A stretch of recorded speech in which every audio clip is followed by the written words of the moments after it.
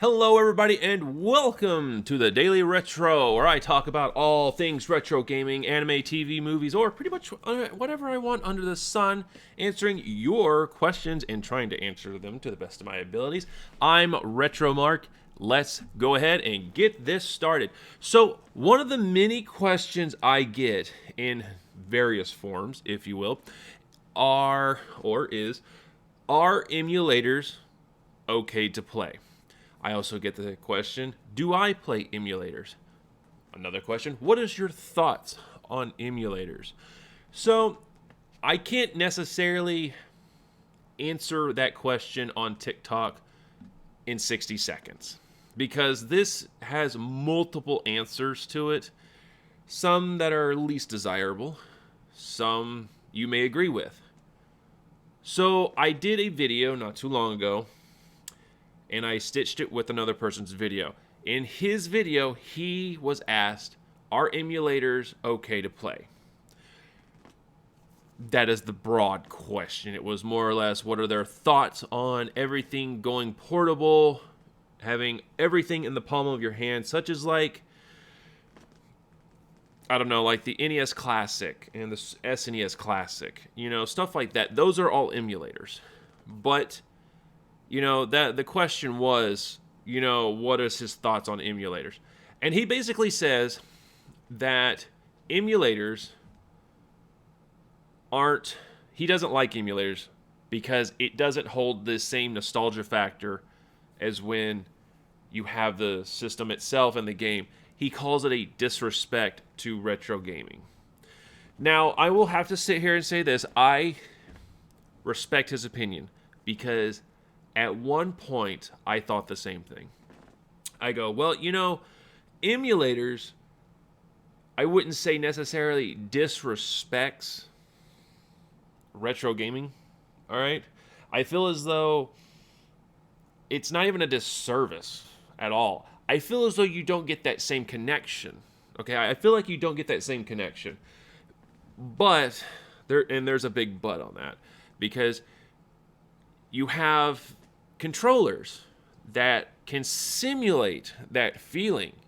I have RetroLink controllers, an N64, NES, Super NES, and I believe a Sega Genesis RetroLink USB controller, all in which I can use for emulators. And yes, I play emulators, so that should answer questions for everybody. I do play emulators. That's how I actually started doing retro gaming collections, because I thought, there's going to be games I'm probably never going to be able to play. How am I going to go ahead and play these games? I mean, I'm not going to sit there like I did back in the 90s and be like, well, I wonder what it'll be like if I'll ever play this game. I mean, this is 2021. You should have access to nearly anything you want through the power of the internet. And you should just be able to, play your games regardless. Because I know that there are actually quite a bit of NES games you can play, and DOS games you can play online through Flash. I know, it's weird. I've seen it. So, emulators. So, let's kind of back up a bit. Emulators, what are they? It is a program that emulates a piece of hardware that will play our games. Those are what emulators, such as Nestopia, you have Project 64, you have ZSNES, or is it ZWSNES? You've got is it Keegan? I believe it is.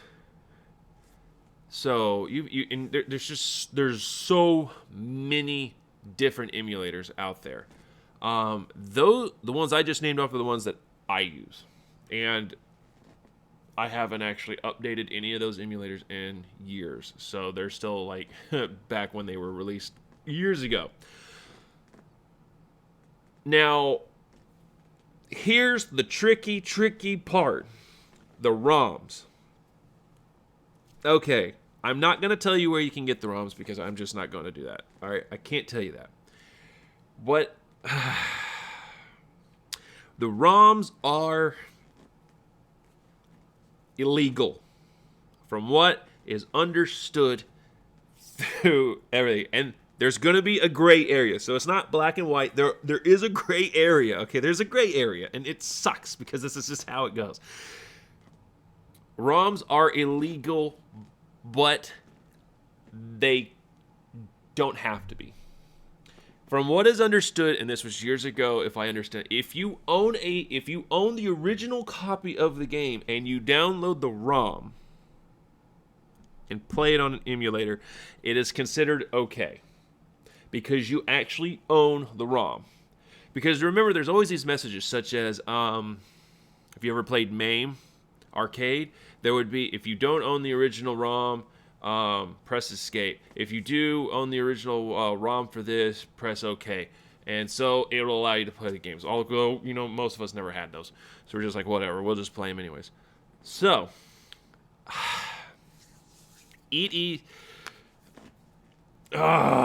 so I'm over here looking at a couple of sites, and because it gets confusing.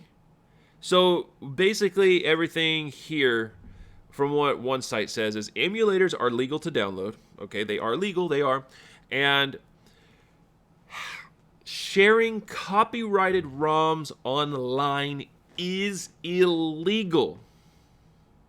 Okay, so let's just finish this up. There is no legal precedent for ripping and downloading ROMs for games you own, though an argument could be made for the fair use right.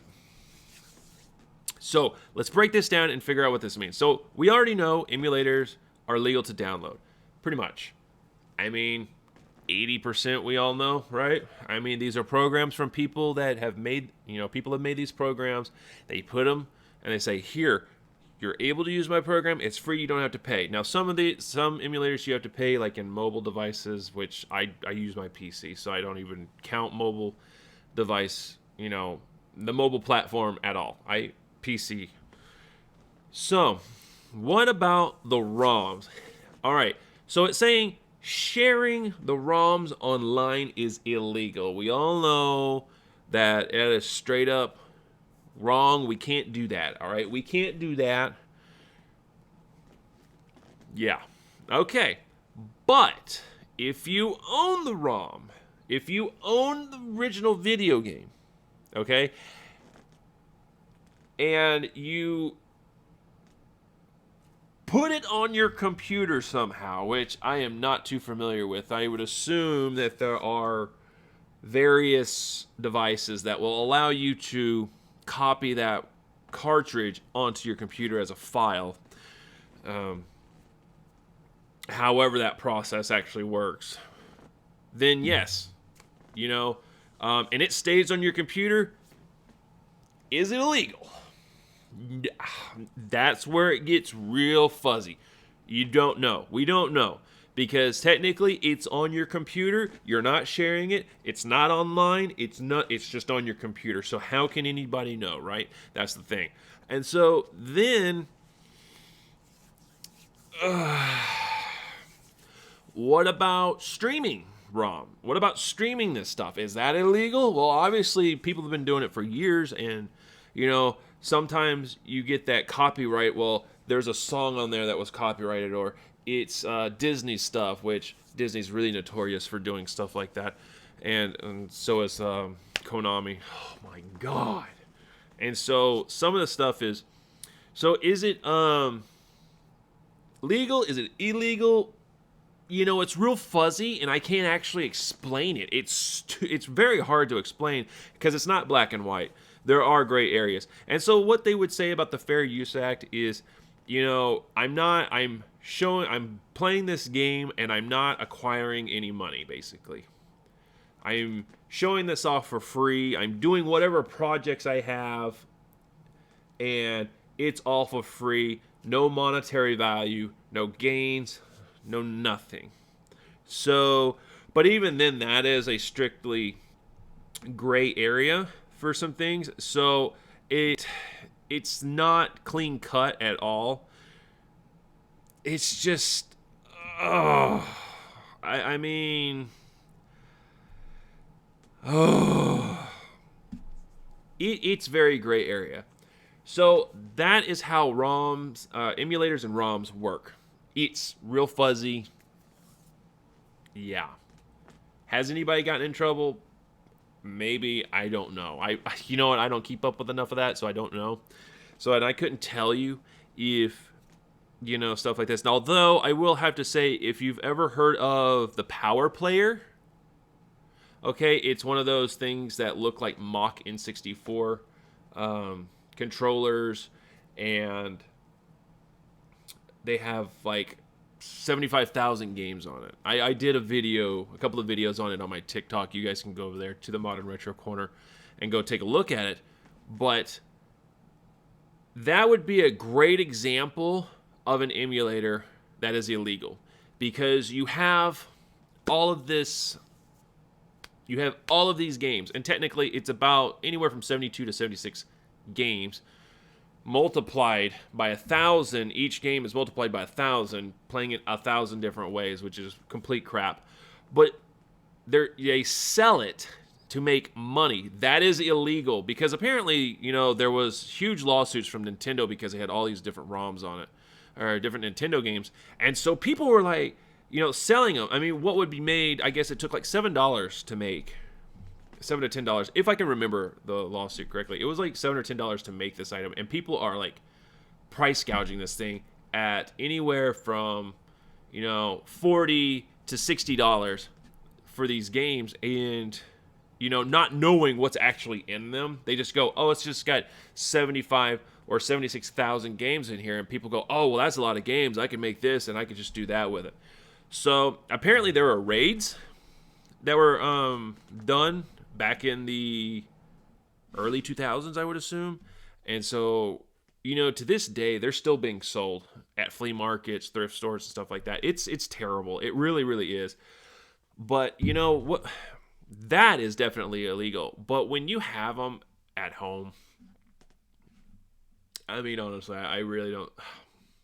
And if you have them at home, if you have the ROMs at home, and this is the way I'm going to look at it. If you have the ROMs and you have them at home, you're not really doing anything monetarily of value with them. They're just there for you to play because you want to experience what it's like to play a game that you've never been able to play at all.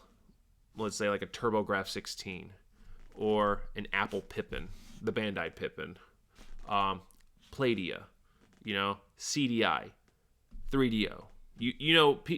Systems that people probably have never played in their entire lives because they're either rare, too expensive, or just complete crap, and you don't want to waste your money on anything. That's basically, I think it's okay. So I play emulators. I've got a whole ton, I'm just going to say it, I have a whole ton of them. I also have a lot of DOS games because those are really hard to find. Those I've created from CDs and stuff. But in a nutshell, emulators are fine. Have fun with it. Do what you need to do. And have a good time. That's basically all I can say about that. As always, thanks for watching, guys. And if you're new to the channel, check out the playlist on the right to see more adventures. And if you haven't seen my latest video, check it out on the left. Hope to see you guys on the next adventure.